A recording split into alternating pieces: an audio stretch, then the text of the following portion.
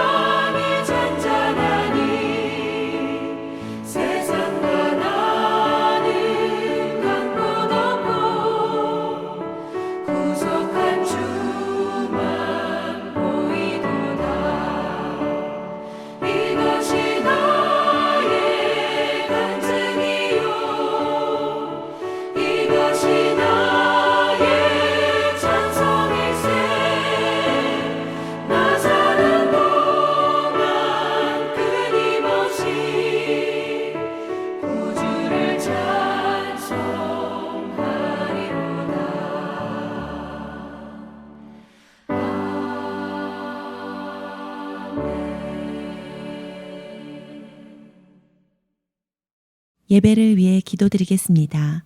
인도자 혹은 가족 중 한 사람이 기도합니다.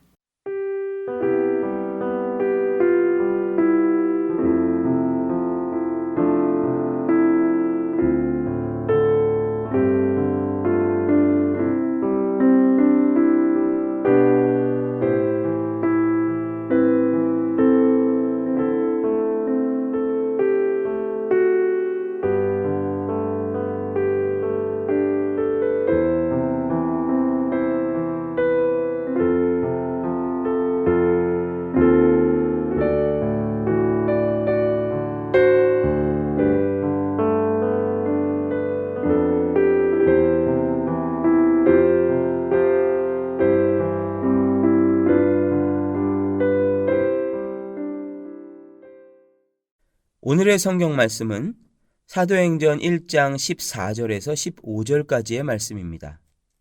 다 같이 합독하시겠습니다.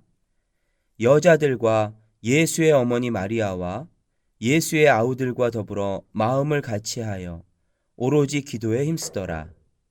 모인 무리의 수가 약 120명이나 되더라.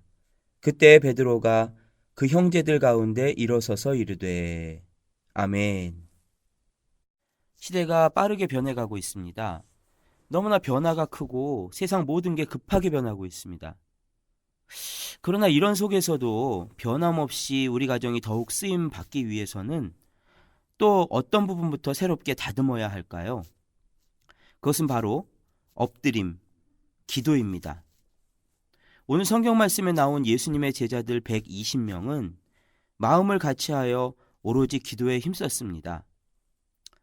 사실 제자들은 지금 자신들이 그렇게 믿고 의지했던 예수님께서 부활 승천하신 후에 남아있는 그런 상황인 것입니다. 제자들은 갑자기 변한 환경에 너무나 당황했습니다. 믿고 의지했던 예수님이 안 계시니까요.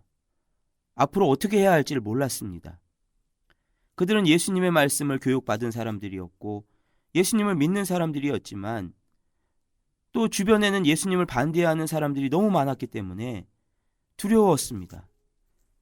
그래서 제자들은 예수님 말씀하신 대로 오로지 엎드려서 하나님의 도움을 구하기 시작했습니다.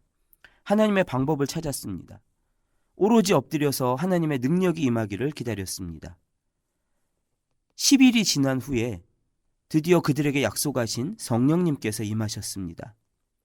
성령님께서 충만하게 임하시니까 비로소 그들은 담대하게 일어나서 예수님을 전하는 사람이 될 수가 있었습니다. 그 작은 몇 명 안 되는 제자들 때문에 전 세계가 변화되기 시작한 것입니다. 우리 가정이 더 새로워지려면 다시 엎드려야만 합니다.